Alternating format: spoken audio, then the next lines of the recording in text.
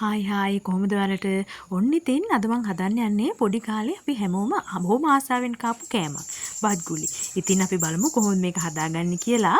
මං අරන් තියෙනවා කුරුළු තුඩ හාල් ග්‍රෑම් 500ක් විතර මෙතන තියෙනවා.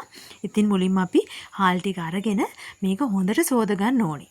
හොඳට හාල් ටික හොදලා අරගෙන අපි විනාඩි 20ක් 30ක් විතර මේක මේ වතුර හිඳෙනකන් ෂුට්ටක් අර තෙත හිඳෙනකන් මේක තියලා තියන්න ඕනේ. මේ තියෙන දැන් මම වතුර හිඳලා ගත්ත තෙත හිඳලා ගත්ත මේ හාල් ටික ඊට පස්සේ තාච්චියක් ලිපේ තියලා ඒක රත් වෙන දින මම මේ හාල් ටික මේ තාච්චියට දාගන්නවා. දැන් අපි හාල් ටික බැද ගන්නයි යන්නේ.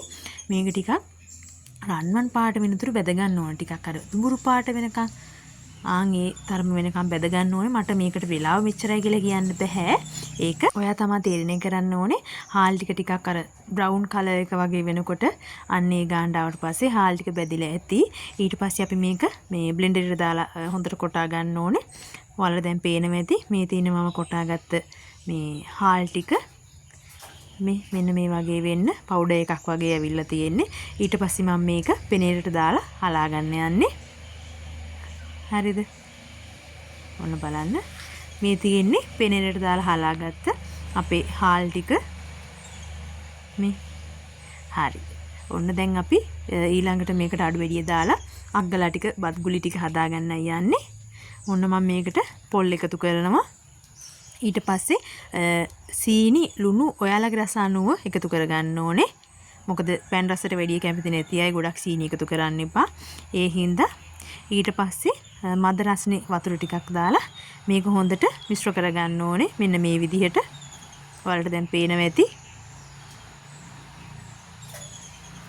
ඉතින් ගෙදර තාලයට ටිකකුත් තිබ්බා. මම ඉතින් මේකට තාලයට ටිකකුත් එකතු කරගත්තා. මේක අත්‍යවශ්‍යම නැහැ. ඔයාලා කැමති නම් විතරක් එකතු කරගන්න. හරිද? ඊට පස්සේ මෙන්න මේ වගේ ප්‍රමාණයට අපි මේක ගුලි හදා ගන්නවා. බත් ගුලි නැත්නම් බත් අග්ගලා කියලා මේකට කියන්නේ. මේ ඉතින් තේ වෙලාවට පොඩි අයගේ වල ඉන්නවනම් බොහොම රසවත් කෑමක්. කෘතිම දේවල් නැතුව බොහොම සෞඛ්‍ය ආරක්ෂිතව පොඩි අයට උනත් හදලා දෙන්න පුළුවන් කෑමක්. තේ වෙලාවට බොහොම රසවත් කෑමක්. ඉතින් ඔයාලත් මේක try කරලා බලන්න.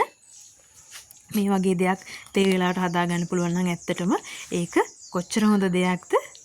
ඉතින් තවත් දවසක මේ වගේ රස කෑමක් අරගෙන ආපහු එන්නම්. ඔයාලට සුබ දවසක්.